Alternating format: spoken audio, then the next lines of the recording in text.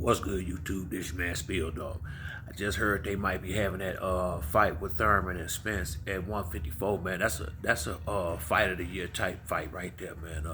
That's gonna be a much. I think that's a better fight than Keith. I'm gonna say that Earl versus Bud. In my opinion, I don't think Keith lost any. I'm thinking we'll get the same Keith Porter, Keith Thurman. I'm sorry, that fought Sean Porter this time. He hungry now. Keith got to be hungry for a fight now. He been on the sideline watching everybody else get all the love. I'm sure he running out of money as long as it been since he been out the ring, man. And he got a lot to prove in this fight. He ducked Errol Spence for a long time. He wouldn't. He disregarded Spence. He didn't want to give a man no credit at the time when he was coming up in the welterweight division and wouldn't give him a fight. So that was why Errol had kind of put him off for so long. But I'm glad he revisited it because, to be honest with you, he would need to beat Keith and Crawford to completely clean the division out. Them the last two really that's left. So whether they fight at 147 or 154, it was a fight that need to been had, need to been made. And it's gonna be a damn good fight. The last time I saw Keith Thurman, I seen him with a six pack like I had never seen. So he definitely have taken it. I think he realized people gonna go downstairs on him because he's shown himself to be weak to the body, and Earl Spence is a master body puncher. But what Keith got different to me than the rest of the guys in that division, besides even Spence to that degree, Keith got the power. Now he hadn't been using it as of late because he had started outboxing a lot of them guys, but he gonna need the power. He gonna know he gonna need the power to even to have a chance against Earl Spence. And I don't think Keith going in there to lay down. I don't. Now I got Spence all day, but I think this is gonna be a much tougher fight than it would against Crawford because I think Keith take a better punch than Crawford. Just being honest enough. And I say that because I've seen Keith in the ring with stiffer competition than what I've seen Bud in there with. Sean Porter, Danny Garcia. It was a dude. I think his last name Chavez.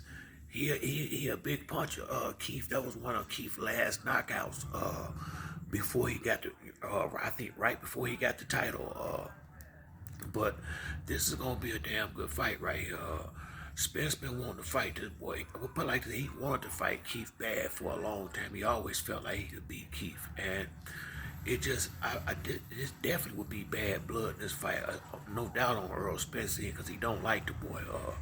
Now I hope he don't let that distract him as far as how he fight, because I think he did that a little bit in the Sean Porter fight, Earl Spence. Whereas I think he was so much expecting Sean to be kind of wild that he went there.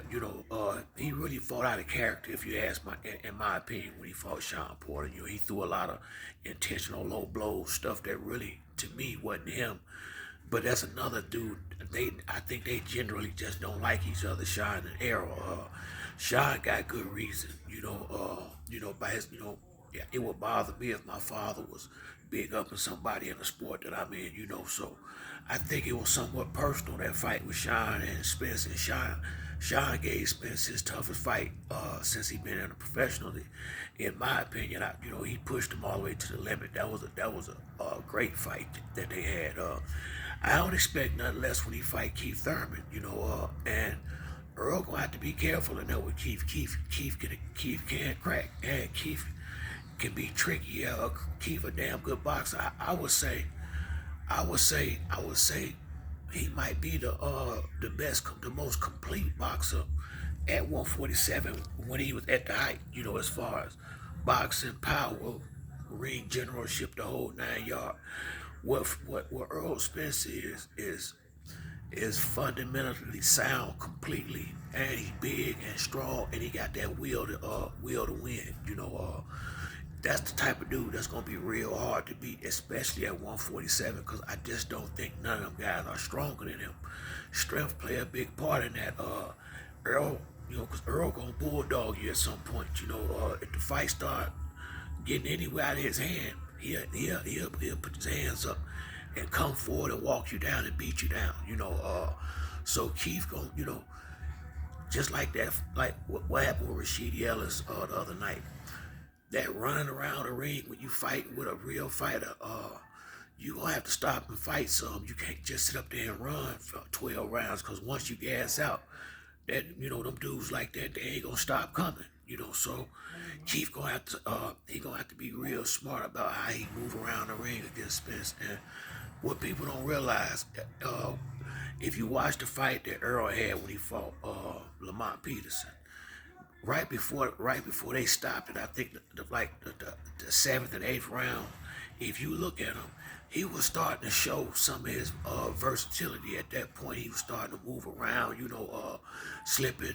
He was just doing a lot of stuff we normally don't get to see him do, because he had been just getting guys up out of there. But he was somewhat about to show a lot of versatility in that fight. But Barry Hunter threw in a towel, and a lot of people just apparently don't remember that part of the fight, because it was such a thorough beatdown to some degree. You will miss the part where he was showing movement and slickness that people think Spence don't have. I think he the complete package too. I think we won't see that though until you get to like 154 and 160, when he get against guys that's finally gonna be bigger and stronger. Then he will have to show his versatility, show that he can move, that he can box, that he can get on that jab and get on the bike. I think he can do all that just as well as the rest of them. He just haven't had to. But to me, this is a much better fight.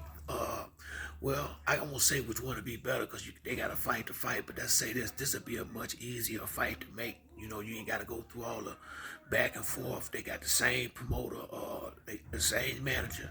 All this is a matter of, do they both want it? And I think they do.